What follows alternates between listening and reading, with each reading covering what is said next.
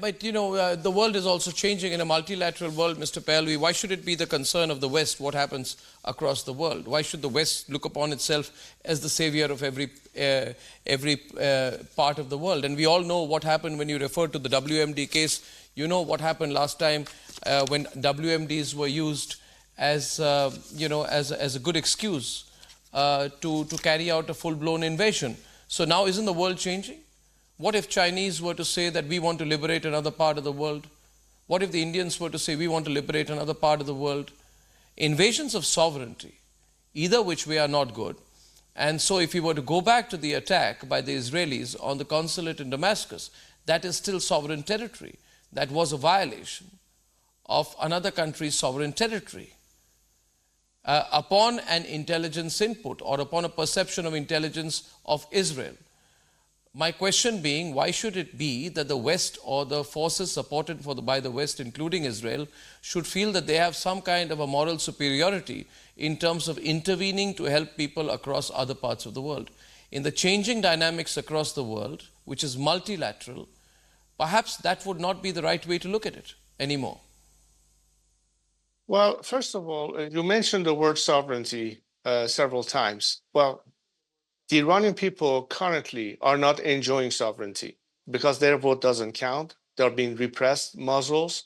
We have political prisoners. We have executions. If we are looking to the outside world, the Iranians are looking to the West, not to Moscow or to Beijing, because at least in the West, there seems to be a principle of liberty and freedom and democracy. I would not compare India to China. India is a democracy. So if you think that as a democratic country, it is in your best interest to promote democracies, especially for a nation that wants to have it, and you would call that intervention, I don't call it intervention. I call it a moral duty. People who are free should help other peoples be free. That's the premise. Now, is it a multilateral world? Yes, it is. But I choose to work with free countries. I choose to work with Western democracies.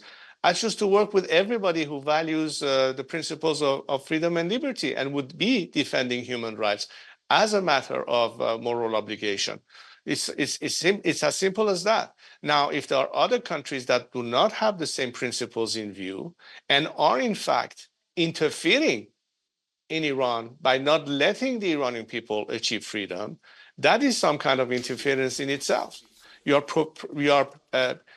are not allowing for a nation, or you are in a way interfering with their ability to free themselves. And freedom is, I think, the paramount issue here. Otherwise, if it's just a matter of maintaining dictatorships in place and justifying it, something that happened the last century a lot of times, the world has changed. But I think today social media points to us that many nations around the world, regardless of their ethnic background or religious aspects or composition, freedom is the universal language. Freedom is a universal ask. And which is why we have seen that in all these recent demonstrations of solidarity, people around the world stood with the Iranian people as they were calling for their freedom. Now, that's the ask of the people in the world. What governments do, let's ask them. Let's put them on the spot and say, why don't you, in fact, support these movements? But I think the question of freedom is not going to be, for me, an element subject to negotiation. Freedom is paramount and tantamount. That's what I'm here for. That's what I'm fighting for, regardless of the challenges we face.